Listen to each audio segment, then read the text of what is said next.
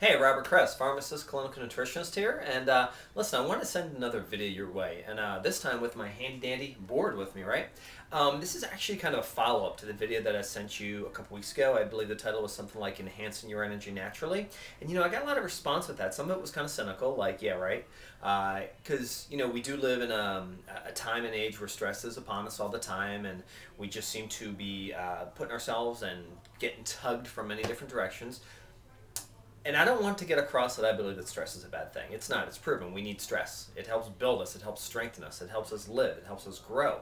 I actually believe that one of the issues of us actually kind of sliding back now in our abilities of longevity is that we mismanage our stress, and we mismanage it in many different ways. I fully believe if you look at anti-aging and longevity that we are meant to live a heck of a lot longer than we're living now, and we're starting to die at an early age, and I mean dying when we're in our 30s and 40s due to health issues. Okay, so let's talk about the management of energy and stress. Okay, I'm going to give you a tip on this, but what I want to first do is follow up with kind of the rationale behind it. Now, we get our energy from two main sources. One is caloric energy, so the foods we eat, darn well better be some good healthy foods, right, to build us, to strengthen us. And the other thing is, this is actually a scientific, proven fact, and it was done by Dr. Hans Selye back in Montreal, I think in like the 1920s. And what he did is he talked about an adaptive energy. And this adaptive energy is fed by what's called an energetic life force, okay? So now, this energetic life force, I believe, is designed to provide us stress. So our bodies can learn to adapt to stress and grow. Because much like if you're trying to build a muscle and strengthen a physical component of yourself, you need to add stress to it, like lifting weights, right? But then you need times of renewal. So, we know that we need stress and we need renewal. Keep that in mind. I'm going to get back to that. We've got this energetic life force that comes in. This is us. What happens is our bodies divide this into like 4 different fuel tanks. Our physical, our energetic, our emotional, our mental, and our spiritual. Physical, emotional, mental, spiritual. And we need a balance with these. So let me give you some examples. Physical, kind of like I said with exercise. We need to strengthen, but then we need renewal, so we need relaxation. That's why people only work out a couple times a week, maybe once a week on a certain muscle area of their body. Emotional, this is really important because we can react emotionally to a lot of issues in a negative fashion.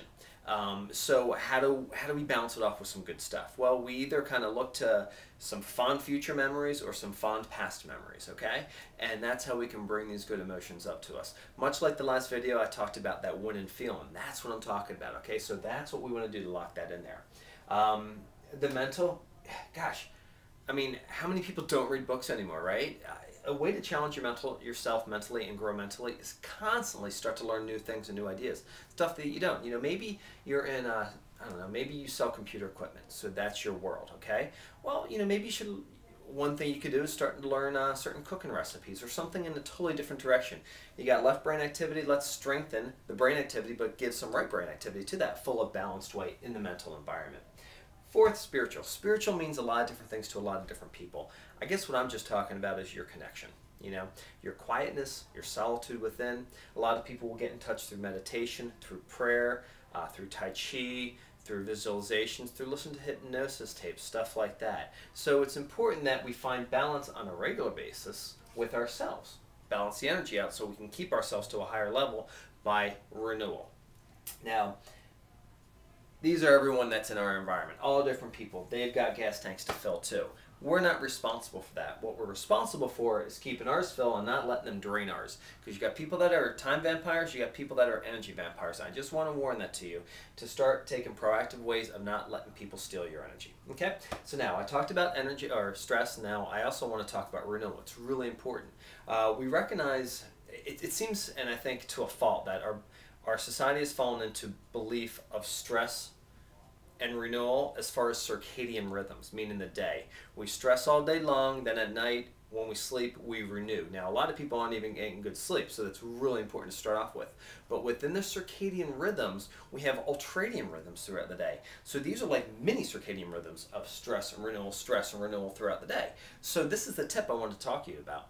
However your day goes, in both your personal, professional, social, all your different lifestyles, what I would like you to do is to start building in times of stress which is good. I don't want stress to be a bad connotation, and renewal. So say if you're at work, in a clear, focused, one task, non-multitask manner, you focus on a certain task at hand. And you do that for, say, 45 minutes, maybe an hour and a half, okay? Maybe 2 hours. Then you take a half an hour break. If you're doing 45 minutes, maybe you take a 10-minute break. So you provide your time with renewal. Now, what does renewal mean? Renewal is not rethinking about what you were just working on for that past hour. It's clearing the calculator. It's, you know, you could be stretching. You can be maybe running in place. You could do a little meditation, a little breathing exercise, stuff like that. So that's how we're going to add balance to your day. And if you start to do this, I guarantee that you will end your day with more energy.